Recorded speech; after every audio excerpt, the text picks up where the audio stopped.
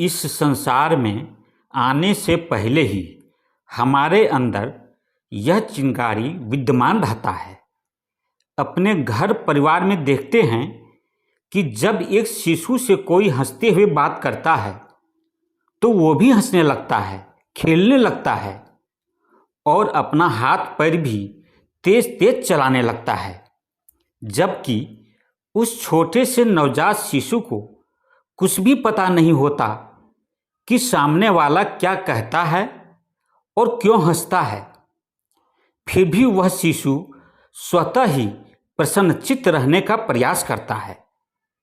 एक हम लोग हैं, जैसे जैसे हमारी उम्र बढ़ती जाती है हमारे अंदर वह चिंगारी कम होती जाती है और इस तरह जिनमें यह चिंगारी बिल्कुल ही खत्म हो जाती है वो लक्ष्य विहीन हो जाते हैं और व्यवहार में कड़वे हो जाते हैं।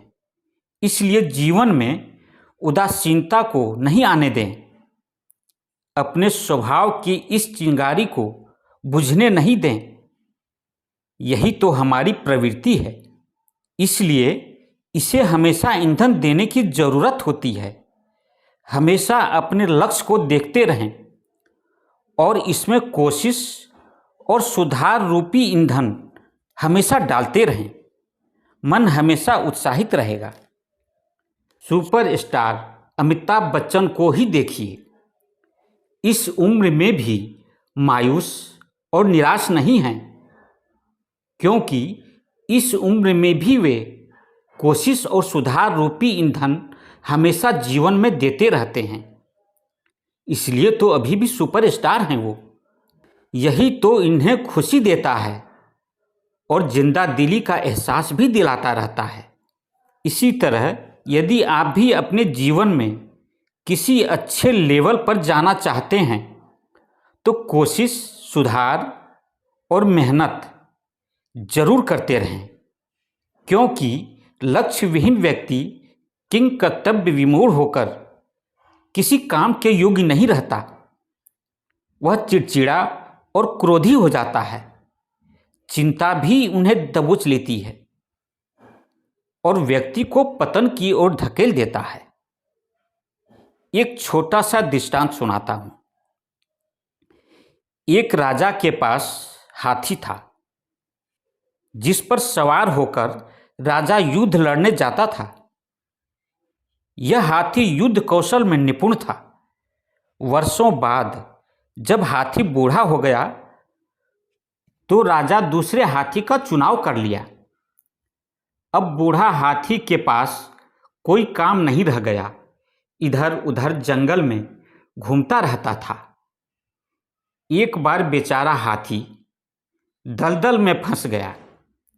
लोगों ने देखा तो राजा को सूचना दिया। राजा ने हाथी को दलदल से निकालने का बहुत प्रयास किया, लेकिन सफलता नहीं मिली। राजा को याद आया कि यहाँ से कुछ ही दूरी पर गौतम बुद्ध का आश्रम है। क्यों नहीं गौतम बुद्ध से हाथी निकालने का कोई तरीका पूछा जाए। राजा गौतम बुद्ध के पास गए और अपनी समस्या से अवगत कराए। गौतम बुद्ध ने कहा, हाथी के सामने युद्ध के नगाड़े बजाए जाएं। राजा ने अपने सिपाहियों के द्वारा जैसे ही नगाड़े बजाना शुरू किया, हाथी उत्साहित हो गया और अपना पैर हाथ चलाने लगा। हाथी बिना किसी के मदद से ही दलदल से बाहर आ गया। मन में उत्साह जगने के कारण ही हाथी दलदल से बाहर आ गया। कहने का तात्पर्य यह है कि उत्साह के लिए उम्र की कोई बंधन नहीं होती। किसी भी उम्र का कोई क्यों न हो, उत्साह रूपी ईंधन से आत्मविश्वास की किरणें द्वारा जीवन में एक नया प्रभात हो जाता है और वह एक नए उत्साह के साथ जीवन पथ पर चलने को तैयार हो जाता है। आपके जीवन में भी उत्साह रूपी चिंगारी हमेशा जलती रहे, इसके लिए मैंने समझाने का एक छोटा सा प्रयास किया है। उम्मीद है कि इसे अपनाकर आप सभी जीवन भर उत्साहित रहेंगे। आज बस इतना ही। आज का वीडियो अब समाप्त करता हूँ। कमेंट्स और सब्सक्राइब करना न भूलें। आप सभी का बहुत बहुत धन्यवाद।